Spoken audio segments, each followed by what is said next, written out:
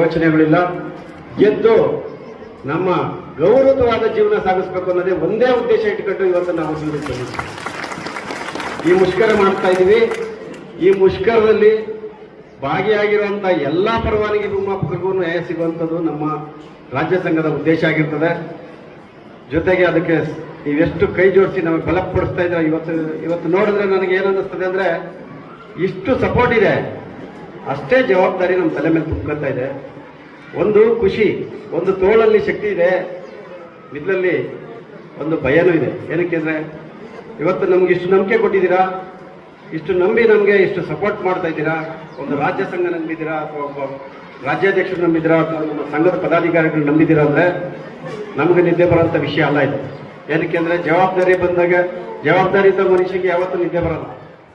ಸಂತೆಯಲ್ಲಿ ಚಿಂತೆ ಇದ್ದವರಿಗೆ ಸಂತೆ ನಿದ್ದೆ ಬರುತ್ತೆ. ಇವತ್ತು ಚಿಂತೆ ಜಾಸ್ತಿ ಆಗಿದೆ. ಇವತ್ತು ಒಬ್ಬನಿಗೆ ಏನಾದರೂ ಅನ್ಯಾಯ ಆಯಿತು ಅಂದ್ರೆ ಜವಾಬ್ದಾರಿ ನಾವೇ ಆಗಿರ್ತೀವಿ. ಇದು ಪ್ರತಿಯೊಬ್ಬರು ಇವತ್ತು ನಿಮ್ಮ ಧ್ವನಿಯಾಗಿ ನಾನು ಮಾತಾಡ್ತಾ ಇರ್ಬೋದು, ಆದರೆ ಎಲ್ಲರೂ ಧ್ವನಿನೂ ಇದೇ ಆಗಿರಬೇಕು. ಇವತ್ತು ನಾನು ಈ ಜಾಗದಲ್ಲಿ ಮಾತಾಡಿರ್ಬೋದು, ನೀವು ಕುಂತಿದ್ದ ಜಾಗದಲ್ಲಿ ಲೆಕ್ಕ ಹಾಕ್ರಿ, ನೀವು ಒಬ್ಬ ರಾಜ್ಯಾಧ್ಯಕ್ಷರು. ಇವತ್ತು ಎಲ್ಲರೂ ಸರಿಸಮನಾರೆ.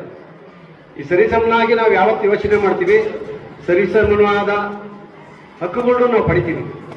ಸಮಾನ ಕೆಲಸಕ್ಕೆ ಸಮಾನ ವೇತನ ಅಂತ ನಾವೇನು ಕೇಳ್ತಾ ಇದ್ದೀವೋ, ಸಮಾನ ಹೋರಾಟಕ್ಕೆ ಸಮಾನ ನ್ಯಾಯ ಅಂತನೂ ಅದಾಗುತ್ತೆ. ಯಾಕೆಂದ್ರೆ ಎಲ್ಲರ ಹೋರಾಟದಲ್ಲಿ ಭಾಗಿಯಾಗಿದ್ದೀವಿ ಅಂದ್ರೆ ಎಲ್ಲರ ಹೋರಾಟನೂ ಎಲ್ಲರ ಆಶಯನೇ ಆಗಿರುತ್ತದೆ. ಹಂಗಾಗಿ ಸ್ನೇಹಿತರೆ, ಇವತ್ತು ನೀವು ಇಷ್ಟು ಒಗ್ಗಟ್ಟಾಗಿ ರಾಜ್ಯಾದ್ಯಂತ ನಾವು ಈ ಕೆಲಸಕ್ಕೆ ಹೋಗಿ ಏನು ಮುಷ್ಕರಕ್ಕೆ ಅಂತ ನಾವು ಕರೆ ಮಾಡಿದ್ದೀವಿ. ಈ ಮುಷ್ಕರನ ಸಕ್ಸಸ್ ಮಾಡೋದಕ್ಕೆ ನಿಮ್ಮಲ್ಲಿರುವಂತಹ ರೂಪುರೇಷೆಗಳು, ನೀಲನಕ್ಷೆಗಳು ಏನಿರ್ಬೋದು ಅಂತ ತಿಳ್ಕೊಳ್ಳೋದ ಹುನ್ನಾರಕ್ಕೆ ನಾವಿವತ್ತು ನಿಮ್ಮನ್ನು ಕರೆದಿದ್ದೀವಿ. ನೀವು ಕೊಟ್ಟ ಸಜೆಷನ್ಗಳು ತುಂಬಾ ಒಂದು ಫಲಪ್ರದವಾಗಿ ಇರುವಂತ ಸೂಚನೆ ಕೊಟ್ಟಿದ್ದೀರಾ. ಆದ್ರೆ ಇಷ್ಟೆಲ್ಲ ಇದ್ದು ಇಷ್ಟು ವರ್ಷ 25 ವರ್ಷಗಳಿಂದ ನಾವು ಸತತ ಪ್ರಯತ್ನ ಮಾಡ್ತಾ ಇದ್ದೀವಿ. ಇಂಥ ಮಾನವ ಸಂಪನ್ಮೂಲನ ಯಾಕೆ ಕಡೆಗಣಿಸ್ತಾ ಇದ್ದಾರೆ ಅನ್ನೋದೇ ನನಗೆ ಕ್ವಶನ್ ಆಗಿ ಕೂತಿದೆ. ಎಂಥ ಫಲವತ್ತವಾದ ಮಾನವ ಸಂಪನ್ಮೂಲನ ಇವರು ಕಡೆಗಣಿಸ್ತಾ ಇದ್ದಾರೆ. ಇವತ್ತು ಮನುಷ್ಯ ಕೆಲಸ ಮಾಡೋದೇ ಕಷ್ಟ. ಇಂಥ ನಾನು ಕೆಲಸ ಮಾಡಕ್ ರೆಡಿ ಇದ್ದೀನಿ ಅನ್ನೋನ್ನ ಮೂಲೆಗೆ ಯಾಕೆ ಹಾಕ್ತಾ ಇದ್ದೀರಾ?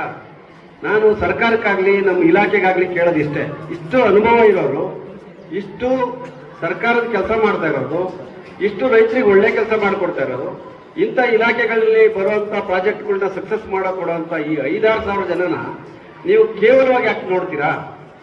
ಅವ್ರ ಕೈ ಕೆಲಸ ಮಾಡಿಸಿ.